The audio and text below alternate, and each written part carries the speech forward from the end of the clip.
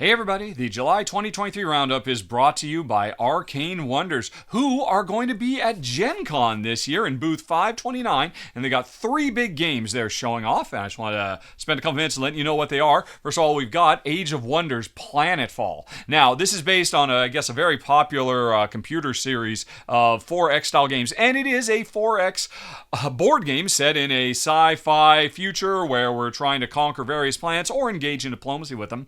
But here's the deal. Unlike your average 4X game, which is all about, moving units around on a map and capturing territory, this is a worker placement game where over 7 rounds we are going to explore, expand, exploit, and exterminate on 7 different planets throughout the galaxy. And we do it by sending our ships to the different cards that represent the current planet we're on. And these are worker placement spots. And once I do it, I grab that away. Nobody else can have it. And I'm also determining turn order every time I send my workers out to carve up a little piece of this planet. It sounds like a really cool, interesting twist. I've seen a lot of 4X games over the years, but I've never seen one done worker placement style. So that's Age of Wonders Planetfall, but that's not all. They're also bringing out Neotopia. I'm very excited for this one because it's a bright, beautiful, colorful tile laying game that has a few unique things going on. First of all, what we're trying to do is send our tiles out to the board in the different regions of Neotopia and trying to make pattern matching because there are these different objective cards where we're trying to get certain chips next to each other and all of that. And we might be piggybacking off what other players do in that regard. But the tricky part is we have a queue of these chips. I might desperately want to put a purple chip out right now, but it's buried way deep in my queue and it's not going to be for a few rounds until I can get that one in place to score the particular card I'm interested in. So that sounds like a very, very cool and interesting logistics puzzle to solve. And then on top of it, there are the 3 regions. At the end of the game, we're going to score how well we did in each region, but the one we did worst in is the one we're going to score best in. So shades of Kanitia style scoring makes Neotopia sound pretty cool. But of the big 3 games they've got, actually the one I'm most excited is right here on my table. World Wonders. Jen and I have played this a few times now. We think it's a lot of fun.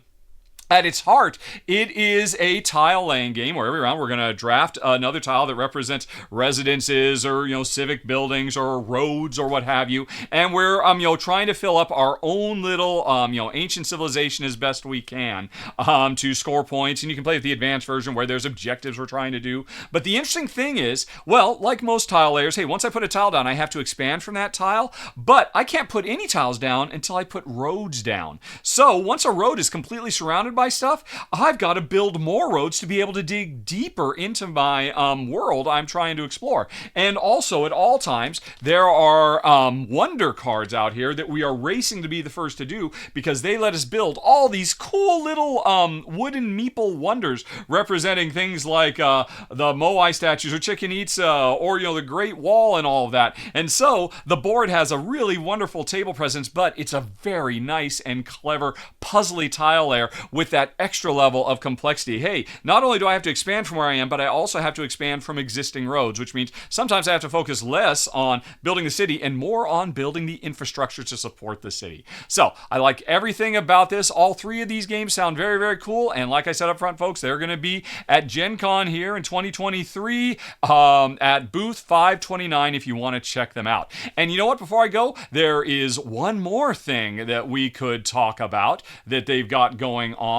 They are about to start a crowdfunding campaign for Call of Duty, the board game. And I have to admit, this is not normally my cup of tea, certainly not my wife's, but I have looked at this game a lot because I used to play a lot of Call of Duty back in the day, and this seems like a brilliant design, the way they've captured video game. I'm really impressed. I'm looking forward to checking that out too. Now, on with the show.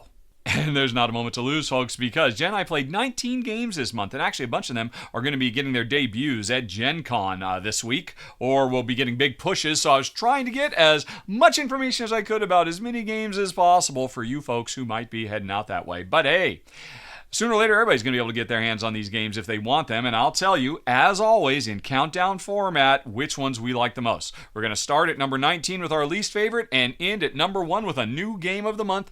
And are you ready, folks? Well, if so, I'm ready to let you know all about number 19 on the list, Cavendish. Now, this is actually, I should say, Time Stories Revolution Cavendish. This is the latest episode of the second series of Time Stories games, and it is a haunted mansion. Bunch of kids go in, and all kinds of spooky hijinks ensue as they travel around and run into all kinds of scary, spooky phenomenon and try to solve the mystery. And this was a good one.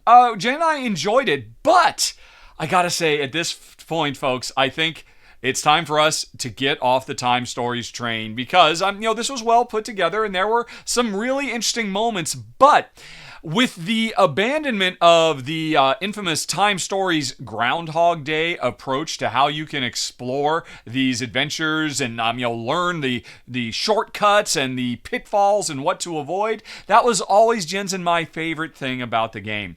And we've been trying. This is the fourth one, either the third or the fourth game in the new Blue series, and we've decided, it's just not for us. I still love the way that we tell stories to each other because the whole point of this game is when we enter a new area, I pick a card that's face down, you pick a card face down, and then we have to tell each other what the events were that we encountered and what kind of decisions we made, unless somebody else comes over and explores with us on a given card. That's still a cool system. And this one had some new things, like an actual map that expands over time via tile laying, and they did some cool things with it as well. Overall, it was nice. It was okay, but I think, unfortunately, Time Stories has lost that secret sauce that kept us coming back game after game. And so, Time Stories Revolution Cavendish comes in at number 19 for the month. But now, let's talk about number 18 on the month, Everything Ever. And now this is interesting. I have not played the full game. Basically, I got a little promo packet of this because another one's going to be launching at Gen Con. This is a party game that works surprisingly well with two, which is a rarity for party games. How does it work? Well, at any given time, there are going to be two cards out on the table that make players want to list things like every animal sound or every song with the name of a city or country in it, etc., etc. And as quick as you can, we go around the table with players trying to add to the list. Like, there was, everything, every movie series that has more than 3 in it. Like, you'd say Godfather. No, there's only 3 Godfathers. But you'd say, Nightmare on Elm Street. Well, there's more than 3. And you just keep going back and forth, back and forth. And it's amazing how fast your brain will freeze up. You know it, but other people might say the thing you were thinking of, and then it comes around and you're like, what am I going to come up with?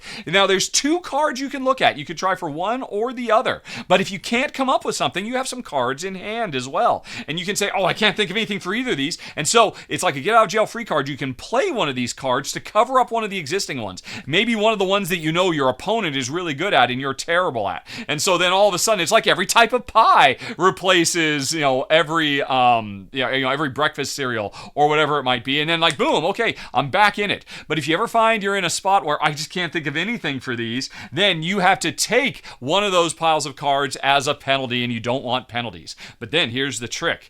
If you can come up with a word that fulfills both cards, which is hard, but sometimes it's possible, then you can jettison those penalties, or instead, you can get another card into your hand that will give you more of a safety valve. It's clever. Jen and I enjoyed it. We were surprised how much fun we had doing it, and there were things I was good at, like movie title. Again, that one I mentioned, the movies that have more than 3 in the series. Jen had a hard time with that, and I was doing great until she replaced it with trees. And Jen could list 100 tree types off the top of her head. And so there was a lot of fun back and forth. Now, still, at the end of the day, Everything Ever is a party game. So it is going to do better with more players. It doesn't quite get into the same grind of, hey, you know what? I know 20 of these things. You only know 1. If there's more people going around the table, all the things are going to get gobbled up pretty quickly. And I think it's going to be more fun because it is a party game. But we did enjoy it as a 2-player game, that little demo we have. But still, party games are not necessarily what we're looking for, which is why Everything Ever comes in at number 18. But It was really clever. We were surprised how much fun we had. Okay, then let's move on to number 17, Splito, where players cooperate to score points, but only the one who scores the most wins the game. Now, what does that mean? Effectively, this game is, what am I thinking of? Between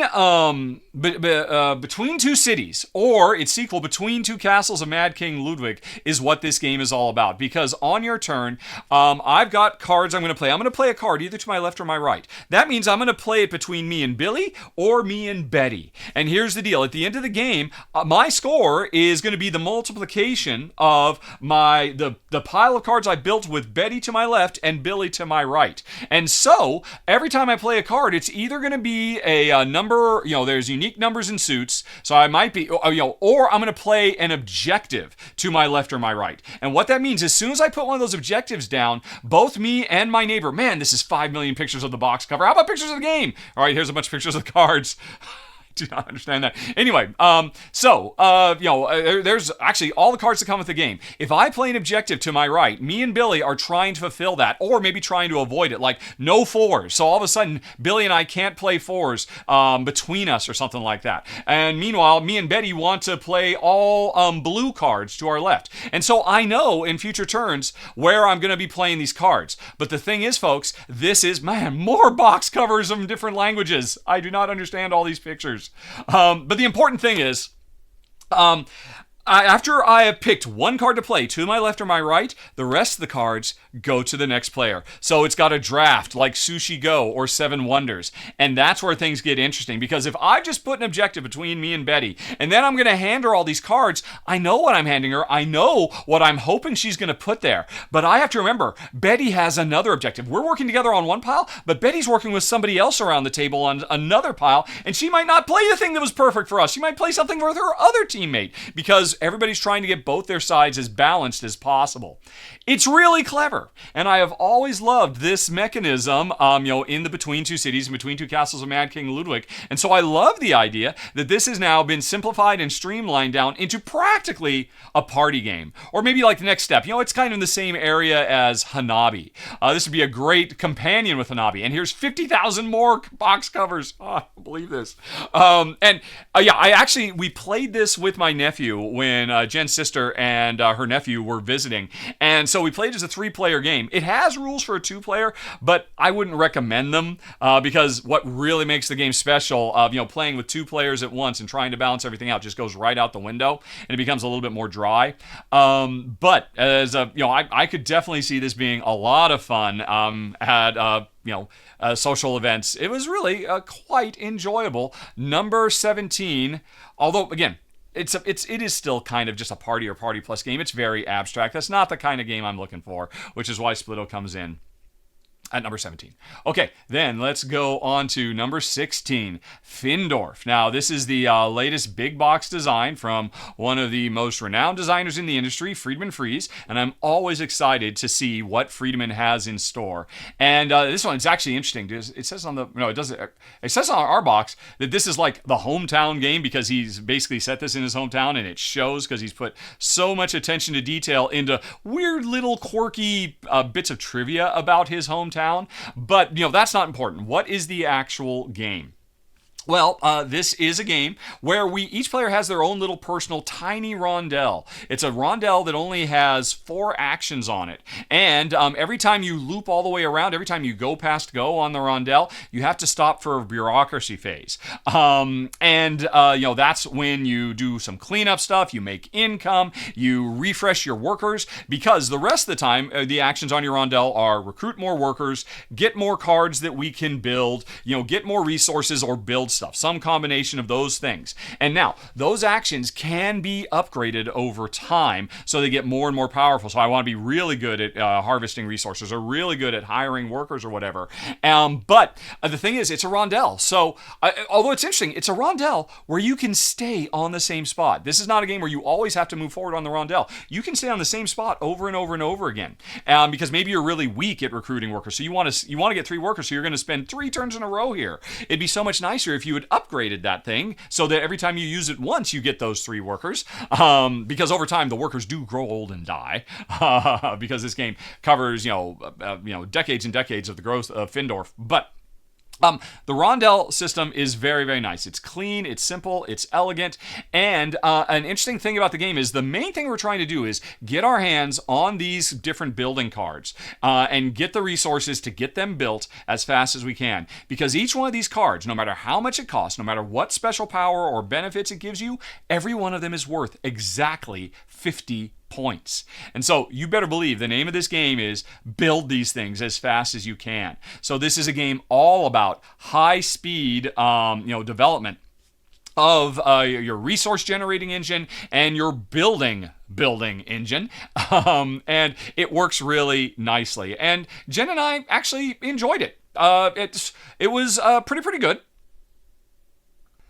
And really, my only problem with it is what is often my problem with Friedemann Friese games, the 2-player experience. Because he did nothing to scale this for 2 players. It's kind of got the same thing going on that Terraforming Mars does. Where, if you play as a 4-player game, hey, everybody's going to do about 25% of the work of Terraforming Mars. Whereas if you play a 2-player game, all the 2 players are going to do 50% of the work. Each player is going to do the work of 2 players.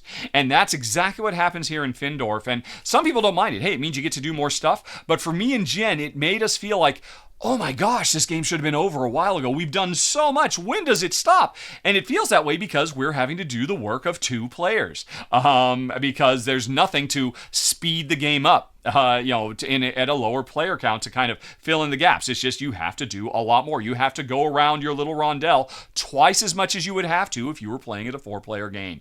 And I think that's unfortunate. It's not the end of the world. We still enjoyed it.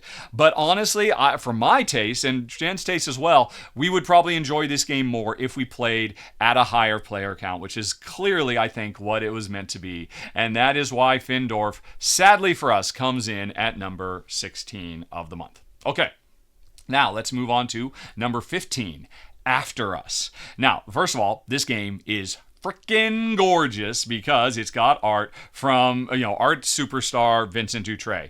And it is set in the future after humanity has wiped itself out, disappeared, and the apes have taken over. But these are not Planet of the apes. There's nobody talking. They haven't made new societies yet. They're just apes that are slowly evolving towards that Planet of the Apes status. Which means, basically, each player... Oh, man. Okay. Show me the game setup. All right, that'll do. Each player, every round, has a set of cards in their hand. And this is basically kind of like a slow burn deck builder. Boy, I wish you would show me the cards. Okay, there's the cards. Everybody has 4 cards in their hand. Sometimes you might have more, but generally you have 4 cards. And each of these cards have a lot of little actions on them to harvest resources, to convert resources into points or other points, to do various and sundry things. Special powers and whatnot. And what you're supposed to do, I'm hoping somebody will have taken a picture of this, is puzzle out how you want to lay those 4 cards in front of you so that they line up to activate the ideal collection of actions that you want to do. Like, here we go. Here's a picture of it. So these are starter cards. And so somebody has laid out, here's 3 of their 4 cards. And you can see how they put this box together. That means, hey, they're going to collect 2 fruit. Whereas if they had put this card over here, instead of collecting 2 fruits on that action, they would collect a fruit and a point. Or they're going to convert a battery into a point, but they could have converted a battery into, 2 fruit or something like that. This is the crux of the game, and it's very fun. It's very cool trying to puzzle out how you want to lay out your 4 cards. It's basically every round you're making a little engine because you're going to activate every one of the completed boxes from top left to bottom right. And some boxes are going to be incomplete because of the way you laid things out, and they're not going to do anything. And then after we're done with that, and everybody does this simultaneously. This is a fast-playing game. Almost everything is done simultaneously in this game. After everybody has laid out their cards and harvested all their stuff, they have the opportunity to do various and sundry things, but the most important thing being buying more cards for their deck so they get stronger and stronger apes who can do more and more stuff. And that's it. We're going to play for a few rounds of this. It's a really surprisingly quick game. And of course, There are 50,000 pictures of the exact same box cover. Why not? But anyway, it's fun, it's fast, it's absolutely gorgeous, and honestly, the core puzzle, the little make an engine every round that's new and different based on the cards that you are, upgrading through the course of this deck builder is phenomenal. Best of class. I love it. So why did it come in at number 15 of the month? Because there's nothing else to the game. I would love to have seen this system as part of something bigger, a bigger, more robust game, instead of what it really is, a very, very simple game of goods harvesting and conversion to points with a little bit of set collection, a few simple elements. But, the core idea of this game, the engine building, we build these wonderful engines to generate all these things that then don't really do very much other than just give us points in very simple ways. And that was kind of a letdown. We would have loved to see this idea transported into a bigger, heavier game. There are some other cool ideas, like one step every round is everybody picks one and reveals at the same time. Again, almost everything in this game is simultaneous. Reveal one bonus action, which everybody gets for themselves. And if I see, I really want this bonus action, but you want the second most one I wanted, I can spend resources to copy yours as well. So there's a little bit of that stuff, but yeah, it's not quite enough. And we really enjoyed it as a fun, simple little lightweight game, but it just didn't bring us back because we want something a bit heavier. This is, you could almost call this a straight up gateway game. It is so light and simple. But again, that core mechanism of the engine building is brilliant, and I'd love to see it revisited in a bigger, heavier game. But in the meantime, that was number 15 after us. Now let's go on to number 14, Midhalla, which was a sponsored preview that I did for the game. It's actually interesting. This is 2 games in one. It is a tower defense game, but it's also a dungeon crawl, because what happens is over the course of a given session, and you can play through a 6-chapter campaign. It's got a narrative campaign you can play through as well. You will go through 6 phases of, hey, first we're going to explore the dungeon and flip over cards and answer story questions and make decisions and have events happen to us and and go shopping with the loot we find and level ourselves up and all kinds of stuff. So we do a bit of explore and expand type stuff. Then we stop playing the explore dungeon crawl game and we turn on this is all cooperative, the cooperative tower defense game, because all of that stuff we did during the exploring is a bunch of kind of randomizers that sets the stage for us. Then a bunch of bad guys show up in the dungeon we've been exploring and creating, and they're all trying to tunnel their way out, and we have to take them all out, doing very, very fast, fun, puzzly combat gameplay. And provided we don't get wiped out, and provided we protect the gate so none of the bad guys get out, after we fight off wave after wave after wave of bad guy with all kinds of cool puzzly special powers they've got and all kinds of things, it then goes to our next second phase of back to exploring and making the dungeon bigger and finding more loot and leveling up more. But then we go to the second wave, and because the dungeon's bigger, there's going to be even more bad guys, and they're going to be tougher and more powerful for the second wave, and so on.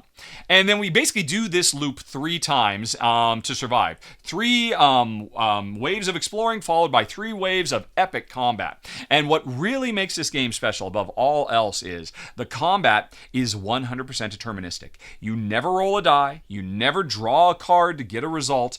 There's a lot of randomness and surprise, and unpredictability, if you're looking for that in the explore phase, because like I said, that's kind of a randomizer to create the dungeon that you're about to fight in. But once the fighting starts, you know exactly what the bad guys are going to do. You know exactly where they're going to hit. You know exactly what you and your teammates are capable of. And it may sound like, oh, well, that just means all the drama and pizzazz goes away and it becomes just a very dry exercise. But I'm here to tell you, folks, when you watch my run through, you will see that is not the case. It is it's such a complex puzzle to solve with so many moving pieces. All these different monsters have different powers and all kinds of stuff. And of course, we have all kinds of special powers using a kind of a simple little streamlined worker placement mini game that we can play on our own boards. And of course, we level up and give ourselves more powers.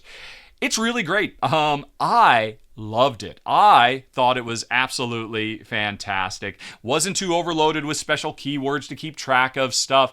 And yeah, it was a blast. Jen liked it, but it did make Jen start to think maybe she's kind of getting a little bit burned out on dungeon crawl games because gosh, what would I'd almost kind of liken the combat portion of this game to kind of a not quite so challenging, but still very tense and exciting Ghost Stories. If you remember that older, that real modern classic co-op game where, again, we're trying to fight off wave after wave of bad guy with our characters who can level up and all this stuff. And, it's all about teamwork and being in the right place for each other because there's a lot of powers that, feed off of each other. And again, it's a blast. I'm rating it down a little bit. Not for me. I thought it was a hoot. But overall, I'm pretty impressed with it. If I had one complaint, it would be that, like I said, this is a campaign game that you can play through. I think the base game is going to have 6 chapters. And it kind of bugged me that the game didn't come with any kind of system to say, hey, you know what? I really love Chapter 3. I'd love to just go play that one again. Instead, no, if you want to play Chapter 3 again, after you finish the campaign, play Chapters 1 and 2 and get to 3. I'm really hoping that they consider adding something. You can say, wow, Chapter 5 was my favorite. I just love playing that one over and over and over again. What's a way that I can randomize kind of very quickly. It's as if I've played through chapters 1, 2, 3, and 4, so I can just do chapter 5 whenever I feel like it. That's about my only critique of the game, because otherwise it is super sharp, a lot of fun, and my preview for this will be going up when it launches next month. Or sometime in the month of August, if I recall correctly. And you'll be able to see my sponsored preview then. I really enjoyed it quite a bit. And any other month, this would have made it into my top 10. It's just because Jen and I played so many games this month that it comes in at number 14. That is Midhalla.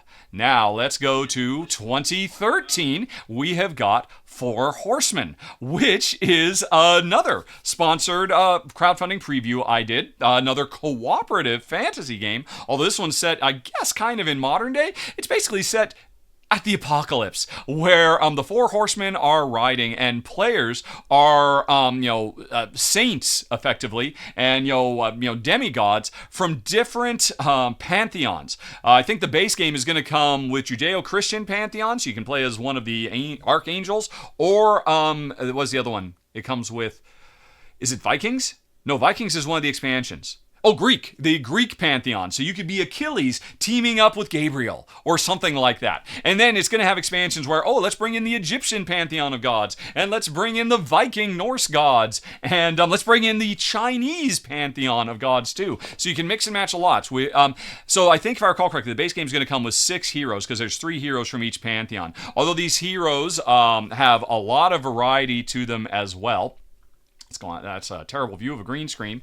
But what is the game itself? Well, there's no getting around it. It is very pandemic inspired because we've got a map of the world, although there's only 6 locations and you can just go from any space. All locations are considered connected at all times. But over the course of the game, there are going to be a series of bad events that are on a conveyor belt. And at the beginning of every round, all the events that are out there, which have ways that we can eliminate them, destroy the events so that we can make their bad stuff go away. But as long as we keep them up and running, every round they are going to level up and get more and more powerful on this conveyor belt of doom. And new events are coming out all the time. And so we are, like any good pandemic-style game, trying to divide our time between, fighting all the fires that pop up. One of the main events is bringing more demons onto the board, which are represented by little cubes. And the more demons that appear in a given space, the more they hurt us. The harder it is for us to stay alive. We have to run away from them if we can't fight them. But if we can take them off, they'll stop bleeding resources from us. But we're always in every mission of this game, and the game comes with, I forget, like a dozen different missions you can choose to play with. It comes with a lot. There's always going to be one big core objective we're trying to complete as well. And it's not just like Pandemic where, hey, every time we just got to cure the 4 diseases. I mean, the different objectives we're trying to do, hey, you have to make it to the end of, 5 rounds, if I recall correctly? I think it's 5, maybe 6 rounds. Might be mixed up with other games.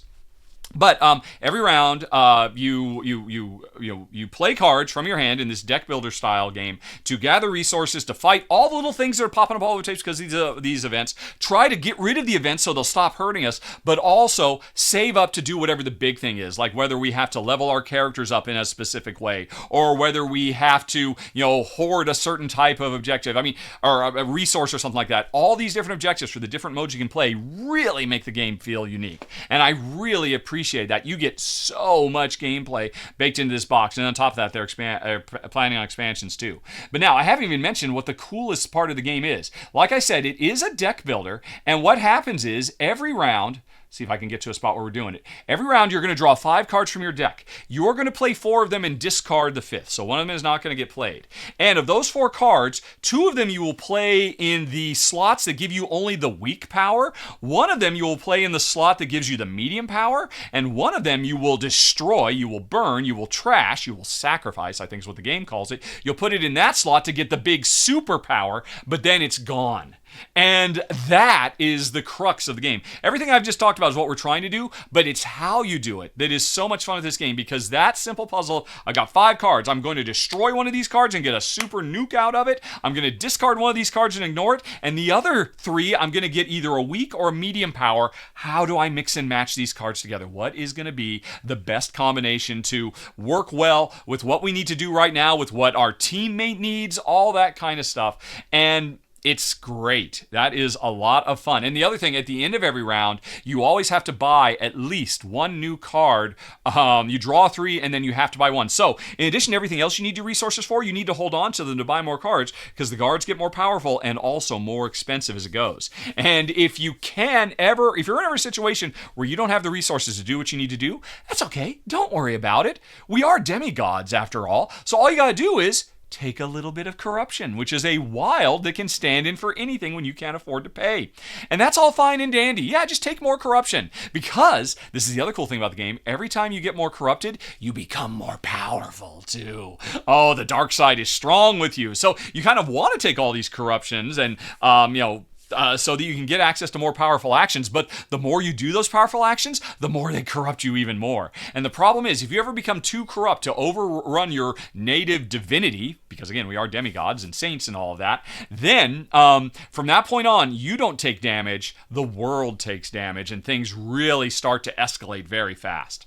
So there are a lot of cool ideas in this game. I played it with Alex, and we both had a great time. We actually played the last one together too, that I was just talking about. No, we did not play Midhalla together, right? Yeah. I played a different game with him as well, which I'll be talking about in a minute. Sorry, I'm all over the place. But anyway, it is great. This is a very, very smart cooperative game. Really well designed. It feels fairly balanced. A lot of variety between all the different characters you can play and all the different objectives you can play. And here's the deal. I didn't expect it, but Jen freaking loved this game. She ranks it very, very high.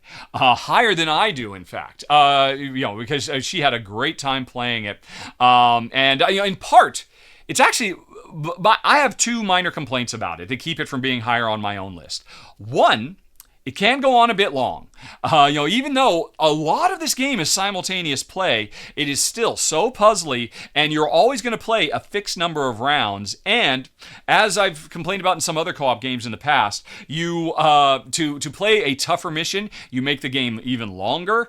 And I want to play shorter missions, but I want to play these cool variant ones, which means I have to play longer missions. And I wish they had a different way to increase the difficulty other than just make the game longer. I wish they had a way for these long missions that are like 12 or 13 or 15 rounds long. I mean, which are just, I can't even imagine playing the game that long. I wish they had a way to say, can we just skip to the midway point? Because my other thing is, the game, and this is why I think Jen loves it, the game starts off super slow and super laid back. There aren't really any bad guys. The first few times events hit you, they don't even bother you. So for the first third of the game, it's really chillaxed, and it's all just a case of, hey, we're leveling up, we're gathering resources for the coming storm. It's coming. By the end of the game, we'll be so overloaded and overwhelmed we won't know what to do, and we'll wish for those happy laid-back days as it just like slowly ramps up.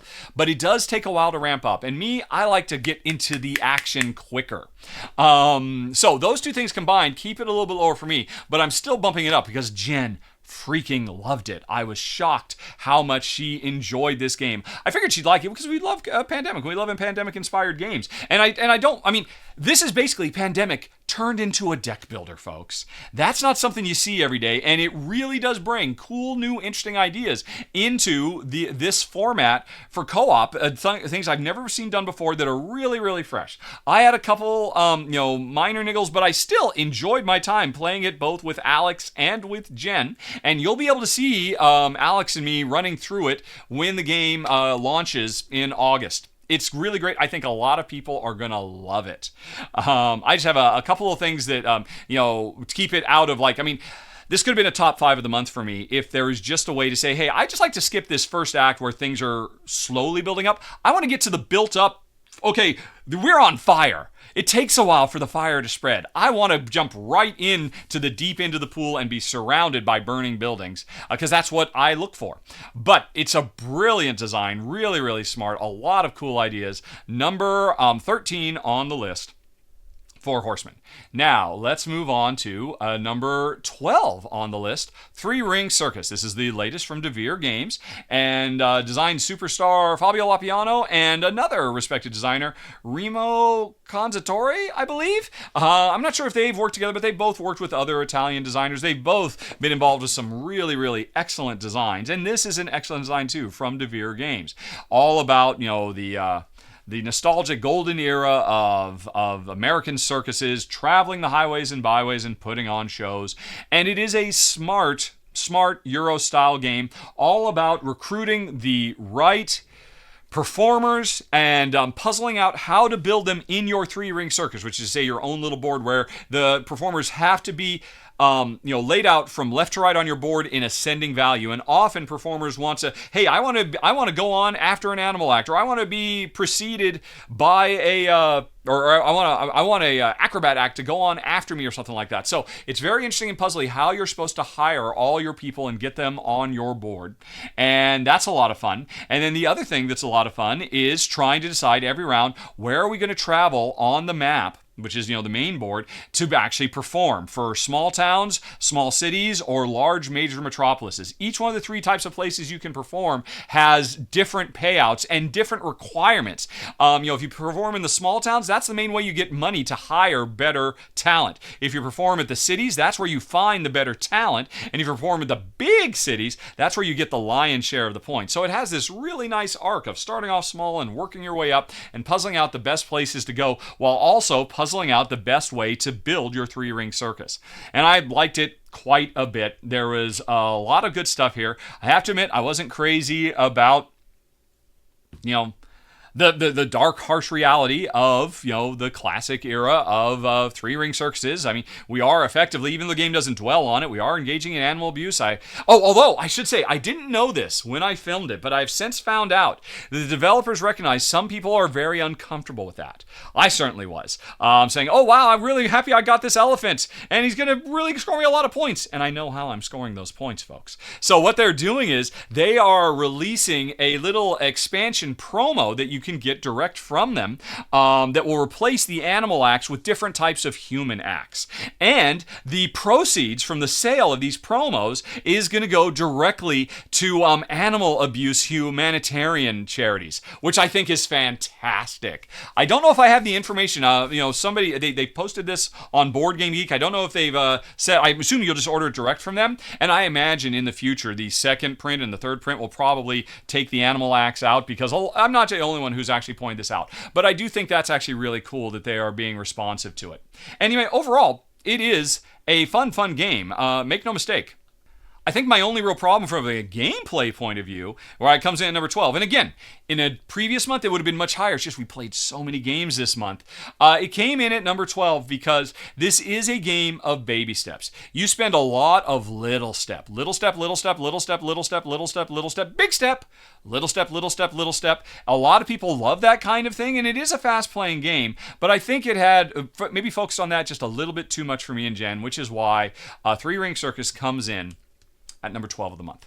Then let's go on to number 11, The Gardens, which is a new design from Matt Dunstan and Brett Gilbert, one of my favorite design duos. And this is a very, very sharp game. All about, which garden? It's a famous garden, I want to say in Sydney, Australia, or maybe it was Melbourne. Sydney's Royal Botanic Garden.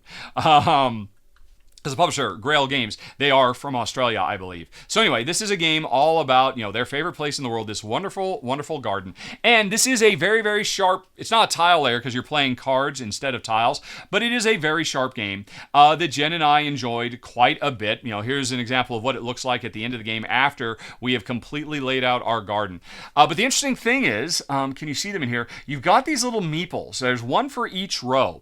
And every turn, you're going to pick a card and play it to the left or the right of center and slowly work your way to the left and the right on the top, the middle, or the bottom of the row. And then the meeple of that zone is going to travel from wherever they are all the way to the new tile you did.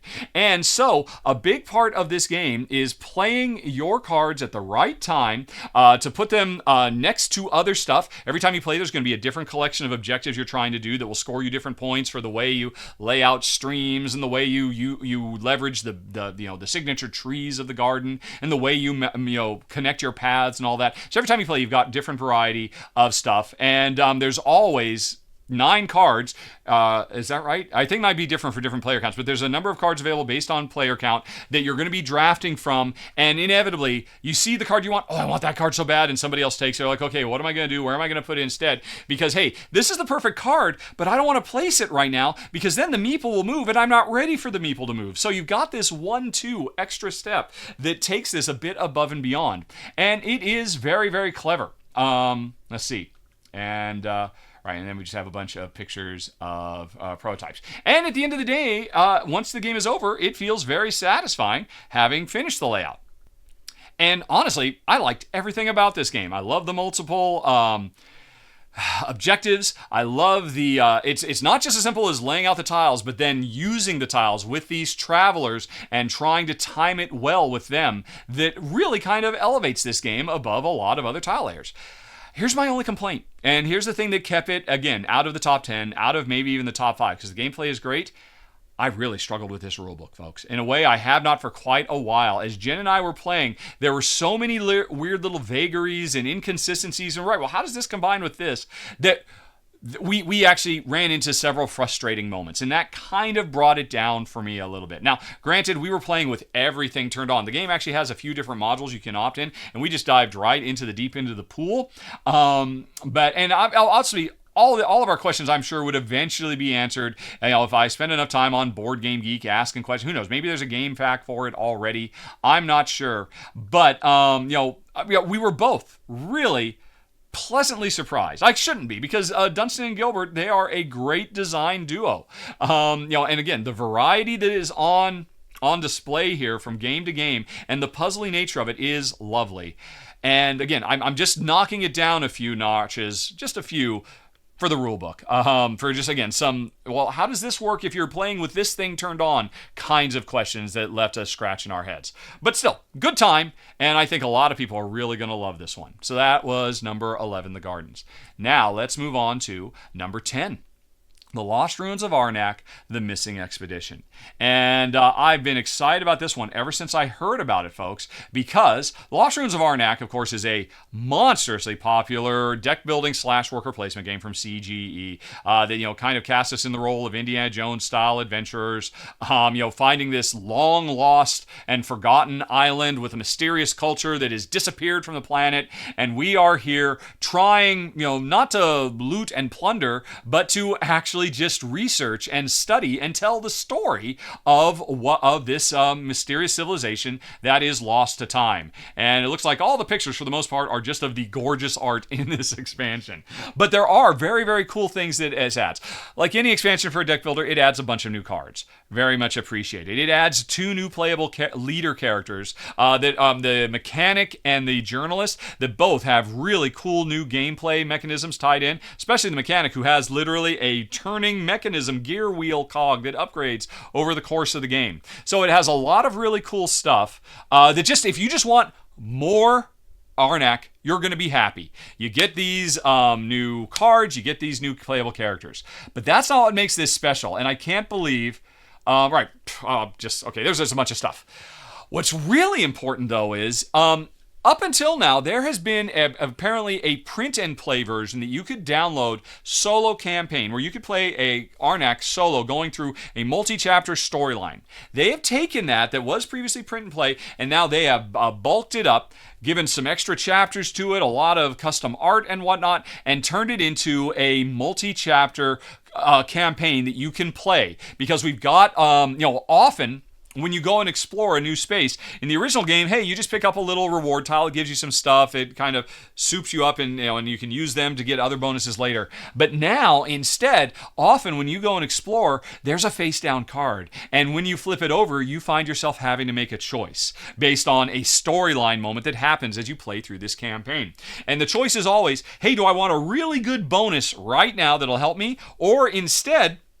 do I keep this as a different type of bonus I can activate at any time I want?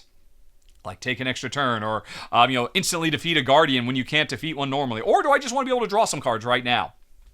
And all of these story cards are thematically tied to the story of us coming here to find the missing expedition that had preceded us. And there's clues left behind, and there's a rival expedition that we're racing against.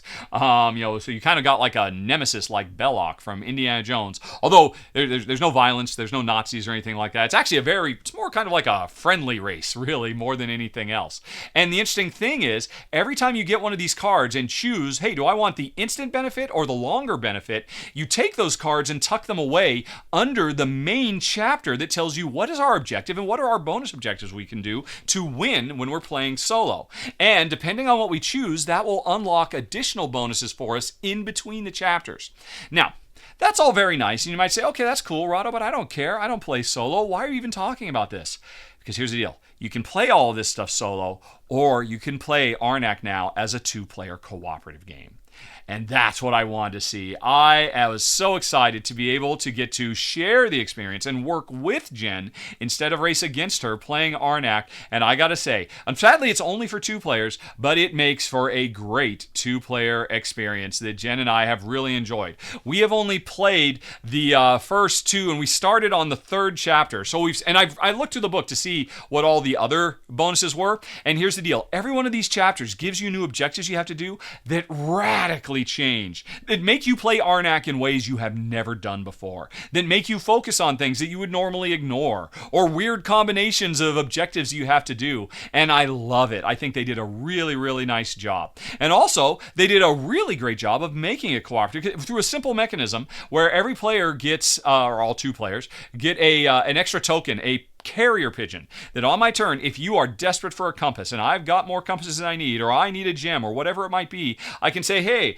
I will literally put it on a carrier pigeon, hand the carrier pigeon and the thing to you, and then you'll flip it over, and now you've got 2 carrier pigeons that you could send 2 things back to me later on.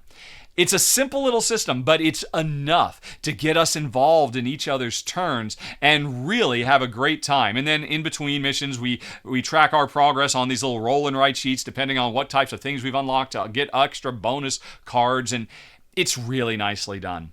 I really like it a lot. And I gotta say, I very much enjoy Arnak as a co-op game. I'm sad to say it's only for couples. It's only for 2 players, but it works great. My only complaint, it seems like, and I could be wrong about this, it feels like the game has gotten longer again. Now, Arnak is already kind of on the long side for Jens and my taste. And if anything, the extra level of puzzling, hey, not only am I worried about what I need to do, but I'm worried about what you need to do, and we're trying to coordinate our actions. It just kind of makes it, we still play, 90% of the game is exactly the same. We play for 5 rounds, it's a deck builder. Over time, more relics come out and fewer items are available. We can focus on research, we can focus on exploring. Everything works the same, but it's these new objectives that make us have to do different types of activities, and that really mixes it up from game to game, but also forces us to play in really interesting, unique ways that sometimes slow the game down a little bit. And I'm not complaining. Still had a great time. I'm happy to have it. I look forward someday to being able to play through the entire campaign. Plus, a nice bonus, you can skip to any chapter you want. You don't have to play through the storyline campaign. If you love Chapter 5, just jump back to Chapter 5 whenever you feel like it, because that was your favorite objective to do. So, it's done just about everything right. It would be even higher if they could have done it in such a way that said, hey, you know what? And when you're playing solo or co-op, you play 4 rounds instead of 5. Something like that. But that's a minor complaint because I'm really very impressed by number 10 of the month. Arnak. Lost Ruins of Arnak, The Missing Expedition. Okay. Then, let's go on to number 9. Everdell Farshore, which I have to admit, I was very, very surprised that this game, I thought it was great, but it got a lot of pushback from comments when I put my run-through up. And I've seen other channels complain too about how, okay, full disclosure, this is not a completely new style of game that changes all the rules and just set in the Everdell universe. This is basically Everdell 2. This is like, hey, I really loved Gloomhaven. I can't wait for Frosthaven, because Frosthaven is the same thing as Gloomhaven. It's still 90% the same, and they just changed and tweaked and added some new features. That is exactly what Everdell Farshore is, where, I talked at great length about all the tweaks and changes to the game from the original Everdell worker placement experience, and how it really makes, while it's the same game, it really feels very different. It's kind of turbocharged in terms of card getting, because cards are now multi-use cards. They're much easier to use them to replace for resources. Overall, the game just gives you a lot more flexibility and freedom, and you can pull off really big, super powerful turns that much faster, and that's much more satisfying. And the game doesn't really hinder you. It lets you explore, and it feels very different, even if it is exact same game. And honestly, for my taste, it is better than the original Everdell. If you put down Everdell and you put Farshore on the table, I'd probably want to play Farshore. If you put Everdell and a couple of expansions and Farshore, I'd want to play Farshore, because the core game is better. In the same way, I would rather play Ticket to Ride Europe instead of Ticket to Ride. Even if you had a bunch of cool little Ticket to Ride expansions and whatnot, Ticket to Ride Europe is the better game, and so is Everdell Farshore. But here's the thing. If you love Everdell with all your heart and soul, I don't see any reason you wouldn't want to pick this up, because this is just another flavor of Everdell, a new way that it plays differently and fresh and unique. And I'm just shocked that a lot of people said, I'm really disappointed that it's more Everdell. Don't you love Everdell? Don't you want more? I don't know. I don't get it. I was really, I haven't been this shocked since Clank in Space came out, which is the exact same story all over again. Clank in Space is Clank, but in space. They kept the core formula, but added a bunch of cool new ideas and changes and whatnot. And it was great. And I think Clank in Space was the better game than Clank. But when it came out, so many people was like, how dare they give me more of what I love? I don't get it. I think it's great. Again, any other month, this would have been in my top 5. It's number 9 because I played almost 20 games this month, and it's great. Jen and I both really, and it's keeper. I didn't keep the original Everdell, folks. I am keeping Farshore because I think it's that much better. Number 9, Everdell Farshore. All right, let's move on then to number 8. It's an expansion, Space Explorers, The Age of Ambition.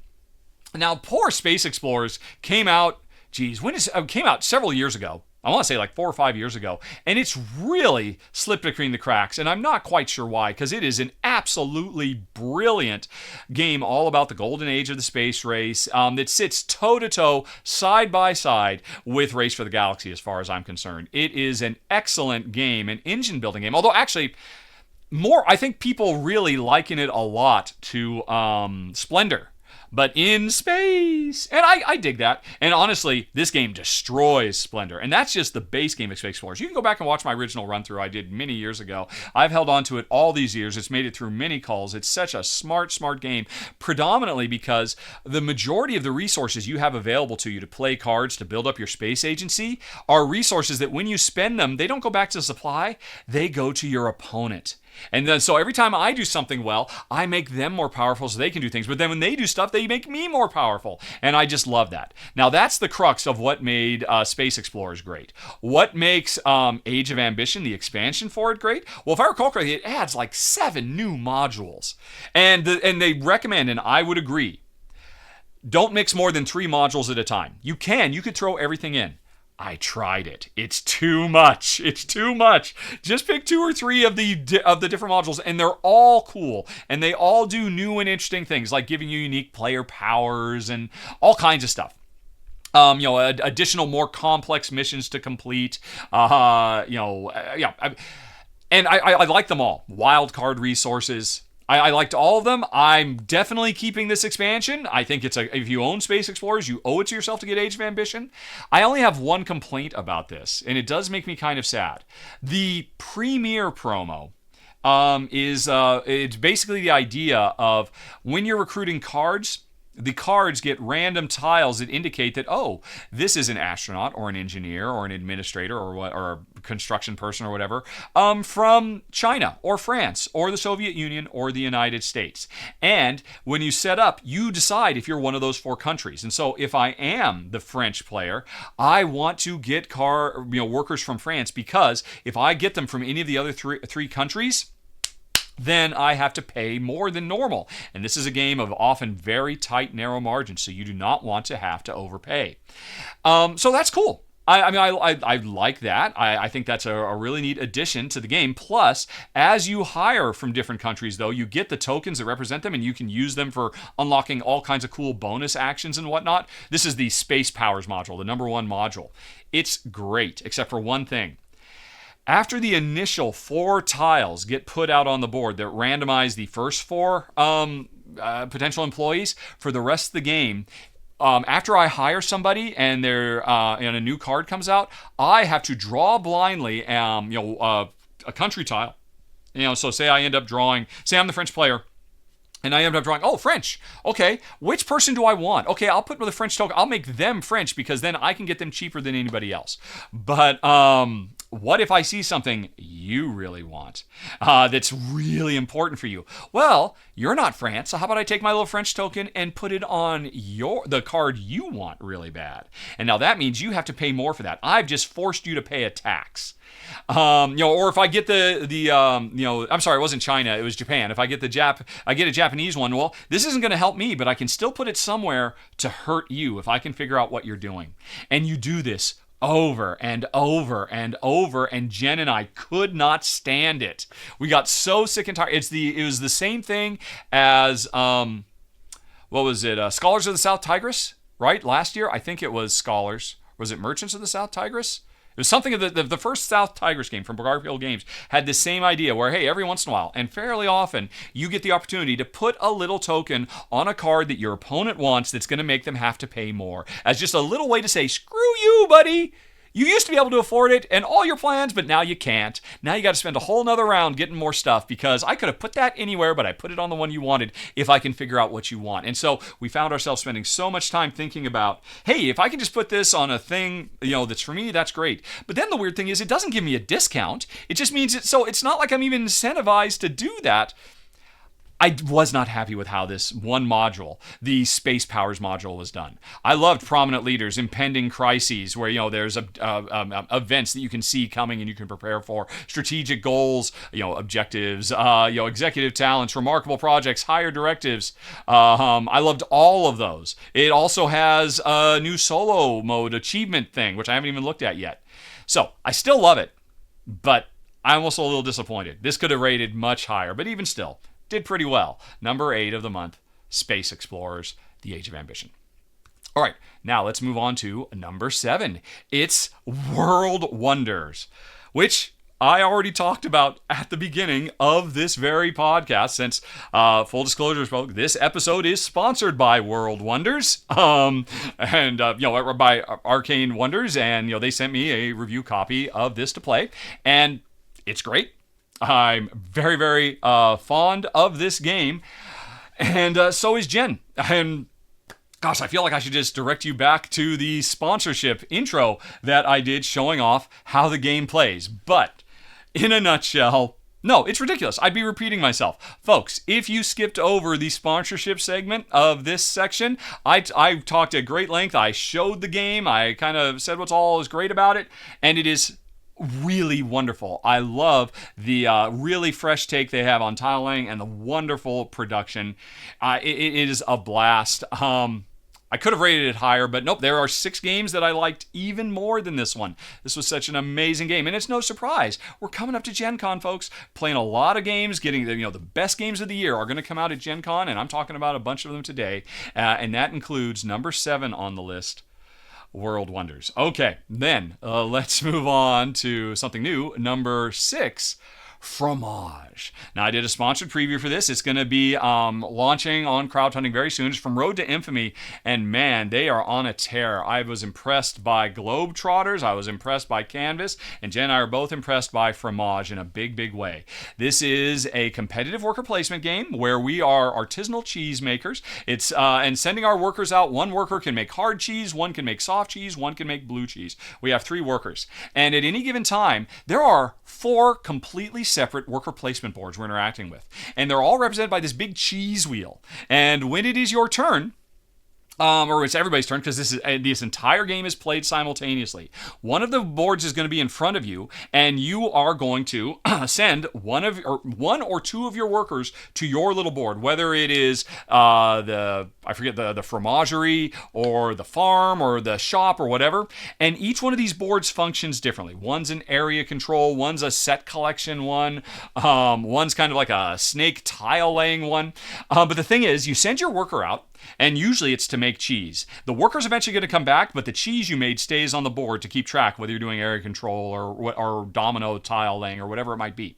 But the interesting thing is, the more powerful of space you send your worker to, the longer that worker is going to be tied down. Because at the end of a round, after everybody plays their 1 or 2 workers, the whole wheel rotates. And so you find yourself next round working in front of a different board. But your workers you placed don't come back immediately. If you did a simple weak action, they'll come back immediately. If you did a medium strength action, they won't come back for another round. And if you did a super powerful action, they won't come back for 2 rounds. So in this way, it's kind of like a streamlined Zolk in the Mayan calendar, which is one of Jen's and my favorite worker placement games of all time, where I want to do this really powerful action with my worker, but I know I won't see him again for a long time.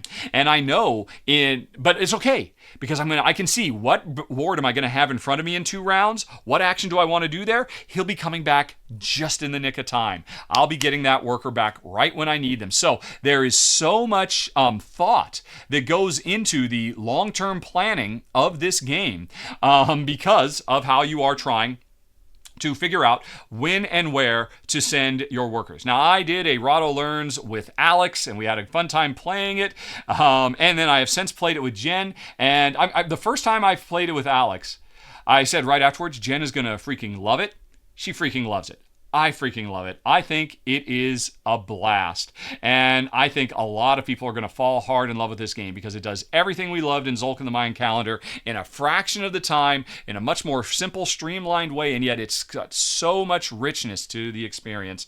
Very, very impressed with number 6 of the month, Fromage. Okay, now let's go to number 5, Rauha. I think Rauha. Rauha? I'm going to say Rauha. Rauha. I don't know. It's a sci-fi game where we are trying to return life to sterile planets using shamanistic powers. Fine. But what is the game? This game is super duper sharp. It's from one of the co-designers of The Loop, one of my favorite co-op games of con years. Oh, don't get me wrong. This is a competitive game where every round we've got these different cards in our hand that represent a flora and fauna we are trying to bring to these barren and desolate alien planets. Each player has their own planet. It's represented by a 3x3 grid in front of them. And every turn, you are going to play a card to one of the spots on one of those grids. And then at the end of your turn, there's this little token that kind of orbits around the board. And wherever it moves, you're going to activate every card in the row or column that it is pointing to. And so you could guess, right out of the gate, you are going to be having a lot of interesting puzzly time figuring out, right, where do I want to put these? Because I want to put this thing that generates resources in the same column with this thing that consumes the resources. So these little things become like a little mini engine, and I got to get them both in position before the activator gets there so that they'll be able to activate them at the same time. But that's only half the game, because as the little activator goes around the board, when it hits the corners, we stop for a mid-game scoring, which is also a potential chance to upgrade and get to more powerful cards and whatnot. But when we do the mid-game scoring, you have the potential to activate everything on your board that you've placed, regardless of where it is, provided you have upgraded them with these little spore tokens. So, are you focusing on trying to not do much on the individual turns, but save up for the really big super turns because you get a lot of spores out? Are you just trying to stay one step ahead of the little activators so you're always getting the maximum benefit? And then also, in addition to everything else, there are these five, we're shamans, leaders of these mythical gods of this planet. And if we can get the right combination of cards in the right rows and columns, we can get these gods on our side too that give us special powers as well that we can use until somebody else takes them away from us. But if we can hold on to them, we get to activate them when we first take them, and then we also get to activate them again during those big super mid-game turns. So there is a lot going on in this game. It's gorgeous, it's beautiful, it's fast playing, little card drafting and tile laying game, and I was blown away by it. Totally a keeper. I don't know if it's going to make it into my top 10 of the year, but it's good enough that I'm thinking that it might. Number 5 on the list, folks, you owe it to yourself to check it out, is Rauha. Okay, then let's go on to number 4 on the list, Wild Tiled West. Oh my gosh, folks. This is such a phenomenal tile layer. This is another potential top 10 of the year candidate, I think. There's not much in the way of pictures here on Board Game Geek to show, but that's okay. In a lot of ways, it's pretty straightforward. Here's the interesting. First of all, most interesting thing about the game, it's designed by Paul Dennen, I want to say, who is the designer of Clank, the race deck building game, but this is nothing like that.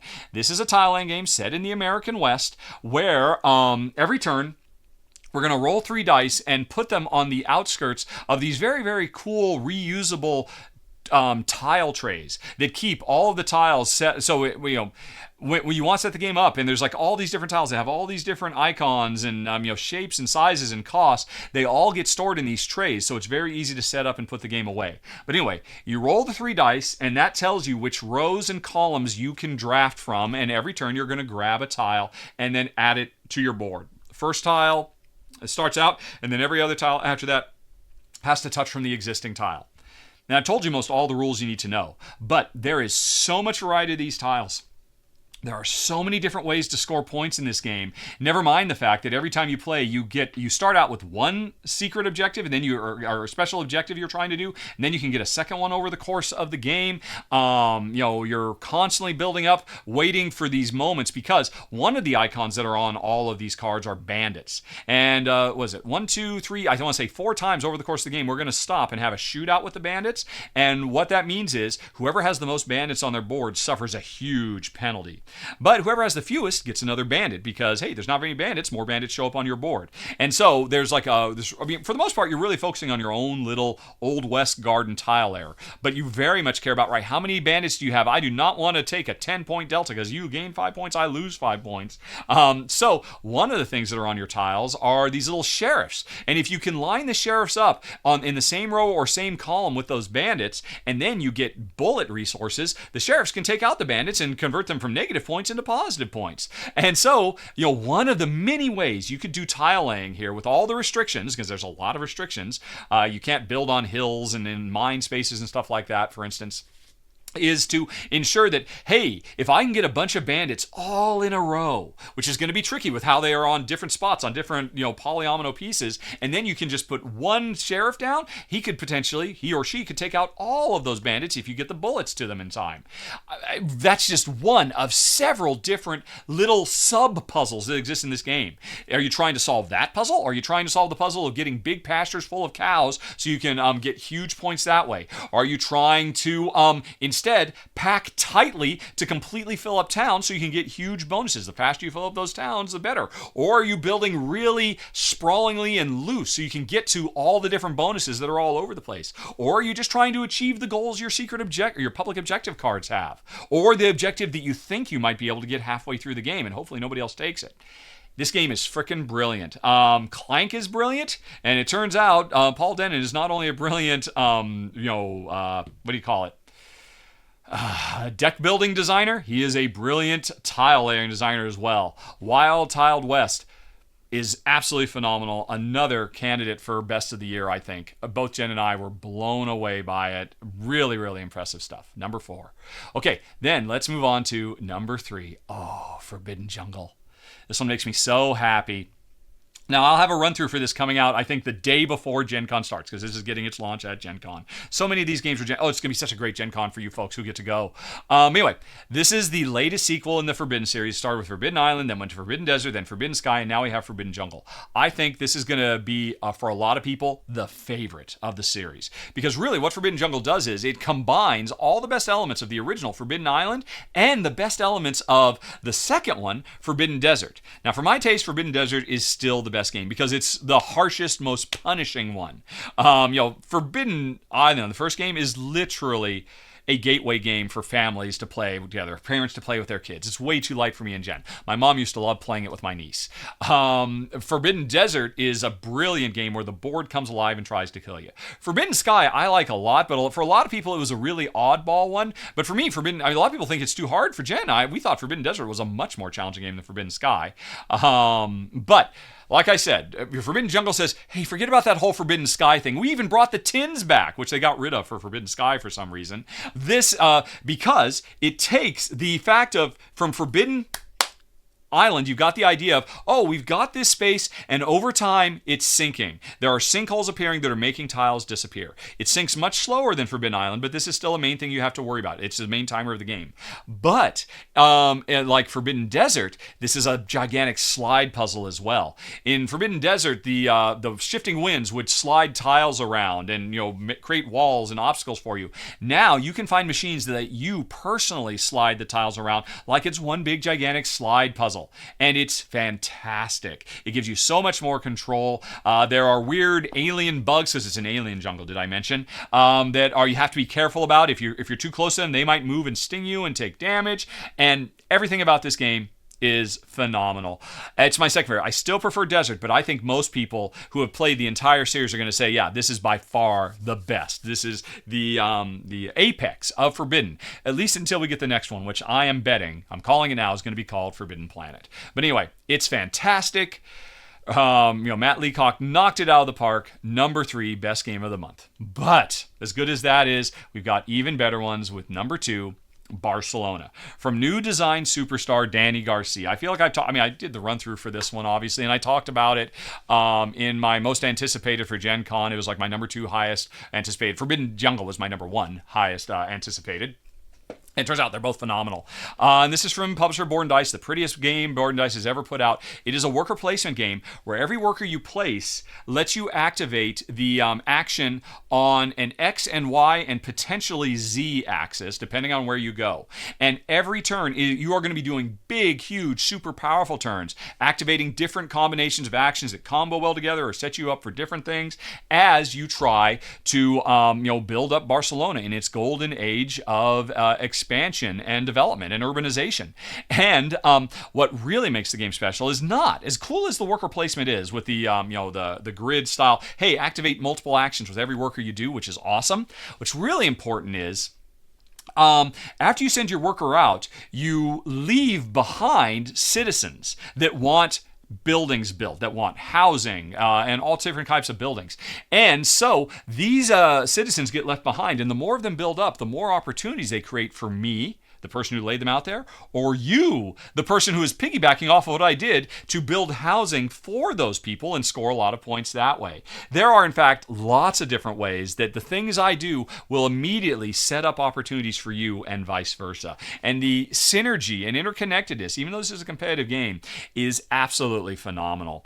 I am 100% positive this will be in my top 10 games of the year.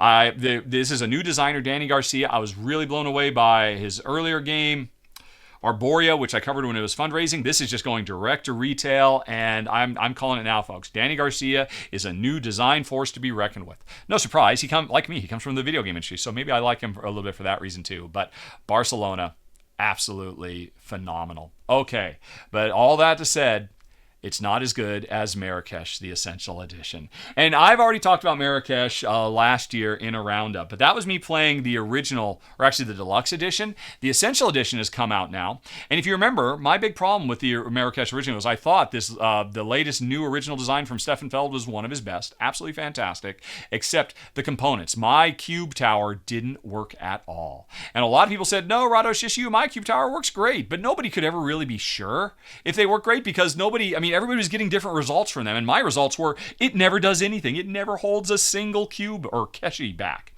And so I ultimately got rid of my copy of the game. But then the Essential Edition came out, and I discovered that when you rebuild the cube tower with the Essential Edition, it comes with an extra component that you can use instead of the base one, that was the one I used originally, to increase the grabbing strength of the tower. And I said, oh, if they did that, that means there's no way the tower isn't going to work. So I got the Essential Edition. I put it together. Jen and I did a full playthrough. I played it some solo as well. I've done a lot of tests. And oh my gosh, this game is so amazeballs when the tower actually works the way it's supposed to. And now I'm confident that I do have a tower that works. And yeah, it would have made, I think, yes, retroactively, it would have made my top 10 games of 2022 if I'd had a functioning tower. I do now. And it is the best. And it was the best game Jen and I played this month. Number 1, Marrakesh. Phew. Okay, everybody. Yowza, that was a lot. And now that we're done, it is time to say thank you so very much to all of these names zipping by so quickly. These are all the people who help keep Rahdo running, backing on Patreon, on YouTube, or on Twitch. Thanks, everybody. But special shout-out thanks to Dennis Inty, Heather Udarian, Blake Wilson, Sharon Laubach, Jeff Glaze, and Dave Salvatore, Chris Steele, Jerry Reese, Stacy Lee, Kisa Griffin, Hans-Peter Bach, Amy, Adrian Dong, Marilyn, Dr. Fu, Jimmy Schroeder Hansen, and Mike Bloom. Not done yet. Then we've got Graham Wallace, Caitlin Albert, Jay Huber, Cobra Misfit, Marlon Cruz, Amber Rail, Aista Samleonis, Steve Ercolini, Dan Halligan, Eric Z, Selma Lee, Davey Davis, Demnois 2030 CE, Mom Gamer KB, Victory BHG, Chris Arnold, Cheryl Howard, Charles Hill, and Nicholas Elkins. And finally, to all of those folks. And to you folks for watching. And of course, in closing, to Arcane Wonders for sponsoring the show. Thanks for watching, everybody. Have a very, very nice day. Talk to you later. So long. Bye-bye.